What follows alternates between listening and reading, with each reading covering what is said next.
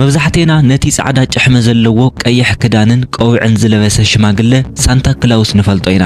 ብፍላይ ኣብ በዓል ልደት ክሪስማስ ዝብል ስም ክለዓል ከሎ ካብቲ ሃይማኖታዊ ትርጉም ልደት ጎይታ ወጻኢ ቅድሚ ኩሉ ኣብ ኣእምሮ ብዙሓት ዝመላለስ ምስሊ ናይ ዝሰብ እዩ። ኣብ ሃገርና ብዙሕ እኳ እንተዘይተፈልጠ ሎሚ ግን እናተለመደ መጽ እዩ። እንተኾነ ግን ብድሕሪ ዝነገር መብዛሕትኩም ዘይትፈልጥዎ ሓደ ዝተሓበአ ምስጢር ኣሎ። እቲ ሎሚ ንሪኦ ዘለና ምስሊ ሳንታ ክላውስ ካብቲ ኣብ ቤተ ክርስቲያን ዝነበረ ናይ ሓቂ ታሪኽ ተበጊሱ ይኹን እምበር መልክዑ ግን ተቐይሩን ተዛቢዑን እዩ።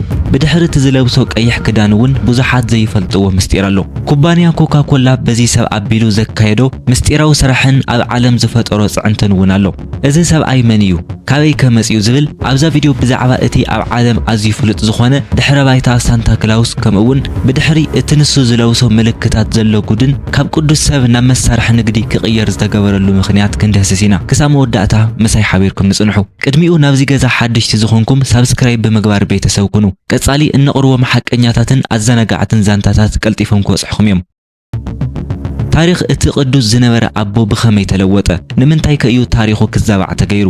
ሳንታ ክላውስ ፈረንጂ በዓል ልደት ወይ ድማ ክሪስማስ ክኽብሩ ከለው ዓብይ ቦታ ዝህብዎ ለይትና ዘረ ህያብ ይዕደል ተባሂሉ ዝንገረሉ እዩ። ልደት ክበጽሕ ከለው ብዙሓት ክዳኑ ተኸዲኖም ከምናቱ ጭሕሚ ገይሮም ክዘሩ ይረኣዩ። ህፃውንቲ እውን እንታይ ህያብ ክሓድገልና እዩ ኢሎም ብሃንቀውታ የምጽበይዎ። በብሃገሩ ብዝተፈላለየ ባህልታት ሳንታ ክላውስ ኣቦ ልደት፣ ኒኮላስ እቲ ገባሪ ተኣምራት፣ ሲንተርክላስ ኣቦ ሓጎ በረድ ወይ ድማ ግራንድፋዘር ፍሮስት ከምኡውን ኦዲን ዝብሉ መጸውዕታት ኣለዎ። ሳንታ ክላውስ ባህርያቱን ስሙን ብምዕራባውያን ምስ ግዜ ዝተቐየረ ይኹን እምበር እቲ ሰብ ብሓቂ ብህይወት ዝነበረ እምበር ብድርሰት ዝተፈጠረ ኣይኮነን። እዚ ታሪኽ ዝጅምር ካብ ታሪኽ ቤተ ክርስቲያን እዩ። ስሙ ሴንት ኒኮላስ ወይ ድማ ብግዕዝ ቅዱስ ኒቆላውስ ብዝብል ስም ዝፍለጥ ጻድቕ ሰብ ነይሩ። ቅዱስ ኒኮላስ ኣብ መበል 4ይ ክፍለ ዘመን ኣብ ጥንታዊት ግሪክ ናይ ሎሚ ቱርኪ ከተማ ማይራ ዝነበረ ጳጳስ እዩ። ንሱ ብምብራቃውያን ኦርቶዶክስ ኦሪየንታል አብያተ ክርስቲያን ከምኡውን ብካቶሊካዊት ቤተ ክርስቲያን ዝኽበርን ዝዝከርን ቅዱስ አቦ እዩ ነይሩ። እዚ አቦ ካብ ንእስነቱ ጀሚሩ ኣምላኹ ዝፈቱን ውፉይ ብዝነበሮ ለጋስነትን ርህራሄን ምጽዋቱን ይፍለጥ ነይሩ። ካብ ሃብታም ስድራ ዝተወልደ እኳ እንተነበረ ወለዱ ነቲ ሃብቲ ገዲፎምሉ ምስ ሞቱ ንሱ ንድኻታት ጽጉማትን ካብ ሃብቱ የካፍልን ይልግስን ነይሩ። ኣብቲ እዋን ሓደ ሰብኣይ ሰለስተ ደቁ ዝምርዓዋሉ ገንዘብ ምሕደሪ ወይ ድማ ገዝሚ ስለ ዘይነበሮ ሓዚኑ ንደቁ ናብ ዘይተደልየ ሕማቕ ስራሕ ከኣትዋ ተገዲዱ ነበረ። ቅዱስ ኒኮላስ ነዚ ሰሚዑ ብምስጢር ብለይቲ እናመጸ ሰለስተ ከረጢት ወርቂ ብመስኮት ኣብ ገሊኡ ታሪኽ ከምዝሎ ድማ ብናይ ትኪ መውጽኢ ገይሩ ደርበየሎም። እቲ ወርቂ ድማ ኣብቲ ኣብ ጥቓ ሓዊ ክነቅጽ ተሰቒሉ ዝነበረ ካልሲ ውሽጢ ወደቐ። ሎሚ ዝኾነ ህያብ ብትኪ መውጽኢ ምእታውን ኣብ ካልሲ ምቕማጥ ዝተለመደ እውን ድሕሪ እዩ። ቅዱስ ኒኮላስ ሰባት ከየድንቕውን ከየመጉስውን ኢሉ ብለይቲ ንድኻታት ገንዘብን ወርቅን እናሃበ ይረድእ ነይሩ። ጸኒሑ እውን ጳጳስ ናይ ተዓዱ ማይራ ኮይኑ ኣገልግል እዩ። ኣቦታት ቤተ ክርስቲያን ከም ዘምህርዎ ኣብቲ ግዜ ኣርዮስ ዝተባሃለ ሰብ ኣብ ኣስተምህሮ ቤተ ክርስቲያን ሓዱሽ ዝተፈለየ ክሕደት ክምህር ከሎ ካብቶም ዝተቃወምዎን ዘውገዝዎን ኣቦታት ሓደ ከም ዝነበረን ኣብቲ ጉባኤ ኒቅያ ከም ዝተሳተፈ ይግለጽ። ብድሕሪኡ ኣብ ህዝቢ በቲ ዝነበሮ ርህራሄን ፍቕርን ኣዝዩ ይፈቶ ነይሩ። ታሪኹ እውን ካብ ቱርኪ ናብ ኤውሮፓ እናተስፋሕፍሐን እናተፈለጠን መጽኡ። ድሕሪ ሞቱ እውን በዓል ዕረፍቱ ኣብ ታሕሳስ 6 ብኣቆጻጽራ ግዕዝ ድማ ታሕሳስ 10 ነቲ ዝነበሮ ልግሲ ኣብነት ብምግባር ኣብ መላእ ኤውሮፓ ንጽጉማት ብምሕጋዝን ንህፃናት እውን ህያብ ብምሃብ ይዝከር ነይሩ። ስሙ እውን ብቋንቋ ሆላንድ ሲንተርክላስ እናተባሃለ ይፍለጥ ነይሩ። ኣብ ኣሜሪካ ዝተፈለጠሉ ኣብ ከባቢ 17 ክፍለ ዘመን ኮይኑ ካብ ኤውሮፓ ናብ ኣሜሪካ ዝፈለሱ ሆላንዳውያን ስደተኛታት ነቲ ባህሊ ናብ ኣሜሪካ ወሲደሞ። እቲ ብህያባት ዝዝከር ዝነበረ ታሕሳስ 6 ተቐይሩ ድማ ናብቲ በዓል ልደት ጎይታ ኢየሱስ ክርስቶስ ዝኾነ መዓልቲ እዮም ኣሰጋጊሮምዎ። ስሙ ሳንታ ክላውስ ዝተባሃለ እውን ኣብ ኣሜሪካ እዩ ነይሩ። ኣብ መበል 1920 ክፍለ ዘመን ሳንታ ክላውስ ብዘመናዊ መልክዕ ተቐሪጹ ናብ ዓለም ተዘርጊሑ። እቲ ሕጂ ዘለዎ ኣከዳድና ቅርጽን ጭሕምን ካልኦት ስታይልን ኣብ ኣሜሪካ ኣብዚ ግዜ እዩ ተቐሪጹን ተፈጢሩን። እቲ ሓቀኛ ሰብ ዝነበረ ቅዱስ ኒቆላውስ በዚ ምስ ግዜ ብባህሊታት እናተሸፈነ ካሊእ ጽንጽዋያዊ ዝኾነ ምስሊ ሳንታ ክላውስ ተፈጢሩ። ሳንታ ክላውስ ክሳብ ሕጂ ከም ዘሎን ኣብ ሰሜናዊ በረዳማ ዋልታ ወይ ድማ ኖርዝ ፖል ከም ዝነብር ተገይሩ እዩ ተደሪሱ።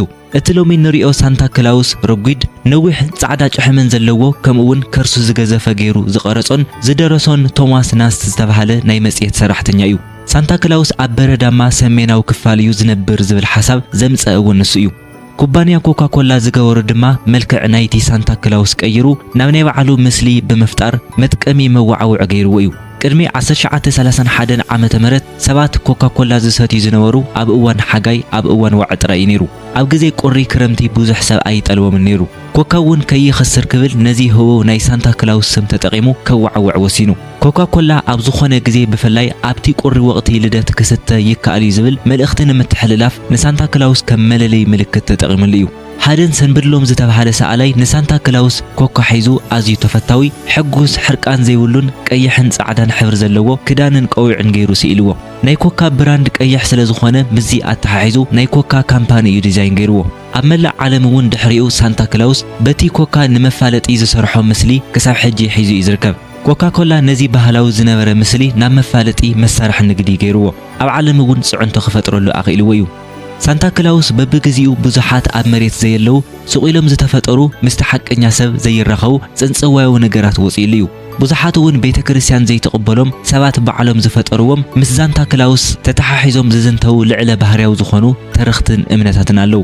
ሳንታ ክላውስ ንዘመናት ዝነበረን ክሳብ ሕጂ ዘይኣረገን ዘይመውትን ኮይኑ እዩ ዝሕሰብ። ንሱ ኣብቲ ኩሉ ግዜ በረድ ዝለበሰ ሰሜናዊ ዋልታ ከም ዝነብርን ወይዘሮ ክላውስ ዝተባሃለት ሰበይቲ ኣላቶ ተባሂሉ ይእመን። ኣብኡ ድማ ንህፃናት ዝኸውን መጻወትን ህያባትን ለይትን መዓልትን ዝሰርሐሉ ሓፀርቲ ኣገልገልቲ ኤልቨስ ከም ዘለዎ ይእመን። ሳንታ ክላውስ ኩሉ ግዜ ንደቂ ሰባት ዝከታተል መለኮታዊ ዝመስል ክእለት ከም ዘለዎ እውን ይንገረሉ እዩ። ኣብ ዓለም ዘለው ኩሎም ህፃናት ዓመት ሙሉእ እንታይ ከሰርሑ ከም ዝውዕሉ ዝምዝግብ ናይቶም ጽቡቃትን ሕማቃትን ዝብል ምስጢራዊ ዝርዝር ስም ወይ ድማ ናውቲ ኦር ናይስ ሊስት ከም ዘለዎ፣ በዚ መሰረት ድማ ኣብ ድሮ ለይቲ ልደት ነቶም ጽቡቕ ዝገበሩ ህያብ ከብጽሓሎም ከሎ ነቶም ሕማቅ ዝገበሩ ግን ከሰል ጥራይ ይቕምጠሎም ተባሂሉ ይዝንተወሉ። ካልእ እውን ህያብ ክህብ ከሎ ኣብ ዓለም ንዘለው ብቢልዮናት ዝቑጸሩ ቆልዑ ብሓደ ግዜ ከም ዘብጽሐሎም ልዑል ፍጥነት ከም ዘለዎ ይንገረሉ። ክሳብ ሕጂ እውን ህፃውንቲ ሳንታ ህያብ ገዲፈልኩም እናተባሃሉ እዮም ዝዓብዩ። እቲ ህያባት ግን ወለዲ ባዕሎም ብስሙ ዘቐመጡሎም እዩ። በቶም ፍሉይ ናይ ምብራር ዓቕሚ ዘለዎም 9 ዓጋዘን ዝሰሓብ ሰረገላ ተሰቒሉ ኣብ ሰማያት ክነፍር ከሎ ተገይሩ እውን ይሰኣል እዩ። እቶም ዓጋዘን ከይተረፈ ነናቶም ኣስማት ኣለዎም። ኣስማቶም ድማ ከም ዳሸር፣ ዳንሰር፣ ፕራንሰር፣ ቪክሰን፣ ኮመንት፣ ኩፒድ፣ ዶነር ከምኡውን ብሊትዘን እናተባሃሉ እዮም ጽውዑ። ካብ ኩሎም ንላዕሊ ፍሉጥ ዝኾነ ግን እቲ ብቐይሕን ዘብርቕን ኣፍንጭኡ ዝፍለጥ ሩዶልፍ እዩ። እቲ ካልእ ጉድ ዘብል ግን ሳንታ ክላውስ ከም ሓደ ናይ ዛንታ ወይ ናይ ተረኽቲ ሰብ ጥራይ ኣይኮነን ዝርአ። ገለ ሃገራት ከም ናይ ሓቂ ሰብ ቆፂረን ወግዓዊ ኣፍልጦ ሂወኖ እየን። ንኣብነት ካናዳ ንሳንታ ክላውስ ከም ናይ ሃገራ ዜጋ ገይራ ተቆፅሮ። ኣብ 2013 ዓመተ ምህረት መንግስቲ ካናዳ ንሳንታን ንበዓልቲ ቤቱ ወይዘሮ ክላውስን ወግዓዊ ኤሌክትሮኒካዊ ፓስፖርት ሂብዎም እዩ። እዚ ዝገበረሉ ቀንዲ ምኽንያት ሰሜናዊ ክፋል ኖርዝ ፖል ግዛኣት ካናዳ ንምዃኑ ንምርግጋጽ ነይሩ። ህፃናት ደብዳቤ ክጽሕፍሉ ምስ ዝደልዩ ድማ መንግስቲ ካናዳ ፍሉይ ናይ ፖስታ ኮድ ሰሪሕሉ እዩ። እቲ ዝተለኣኸ ደብዳቤ ግን እቶም ናይቲ ፖስታ ሰራሕተኛታት ንኡ መሲሎም እዮም መልሲ ዝልእኹ። ብተመሳሳሊ ኣብ ኣሜሪካ እቲ ፌደራላዊ ትካል በረራ FAA ዝኾነ ንሳንታ ክላውስ ወግዓዊ ናይ ንግዳዊ ፓይለት ፍቓድ ሂብዎ እዩ። በብዓመቱ ድማ ቅድሚ በዓል ልደት እቲ ትካል ነቲ ብዓጋዘን ዝሰሓብ ሰረገላ ሳንታ ኣብ ሰማይ ክበርር ከም ዝፈቐደሉ ዝፈቅድ ናይ በረራ ምስክር ወረቐት ሂብዎ እዩ።